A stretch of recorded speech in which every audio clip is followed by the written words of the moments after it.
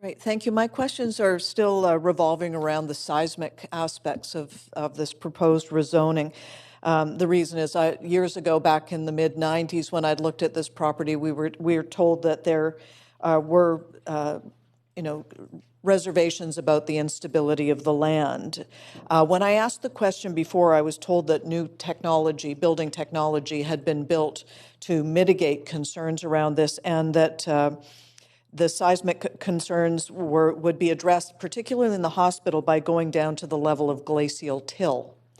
My subsequent question to that is, I've just heard about the hotel, for example. What about the hotel? What about the roads and other adjacent facilities around the property?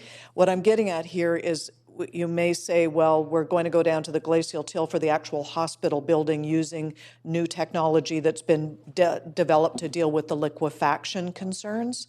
But my question is, what about the area around it and other buildings like the housing and like the hotel?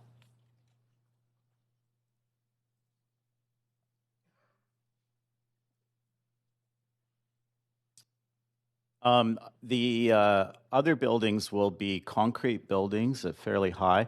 I believe they will also be built on the glacial till. They will go down to glacial till. The difference between them and the hospital is the hospital will have a very high standard of seismic, that it will be able to withstand an earthquake more so than the other ones. But the other ones will be built down to glacial till. I think it's when you're doing a lower building, say two-story industrial building, then it wouldn't be worth it to go down to glacial till for that. So these large, tall concrete structures will be firmly anchored in glacial till. Well, my understanding is that this area is infill and one of the most vulnerable areas of our entire landmass of the city.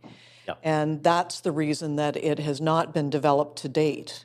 So I get it with the hospital and being able to take the extra steps and extra costs to support it, but I am concerned that, again, and this is in keeping with Councillor Carr's questions about the expert panel that was going to be involved with this.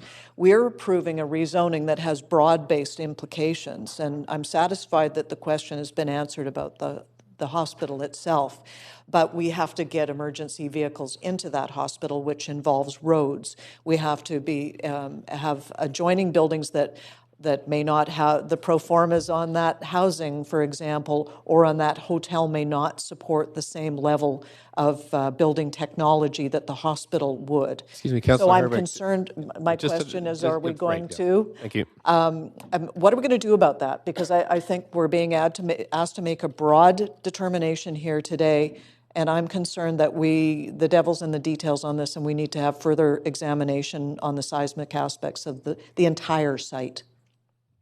I think that as we move into the next phase of this, we can take the proposed road structure to the expert panel as well as the hospital building and get advice on that.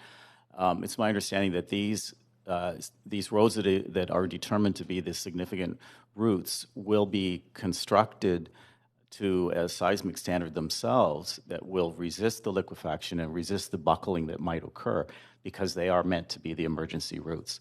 I'm not an engineer, but I think that the fill can be removed and proper structure soils can be brought in that would resist movement in an earthquake. Well, thank you. We'll have to keep a real close eye on this. Thank you.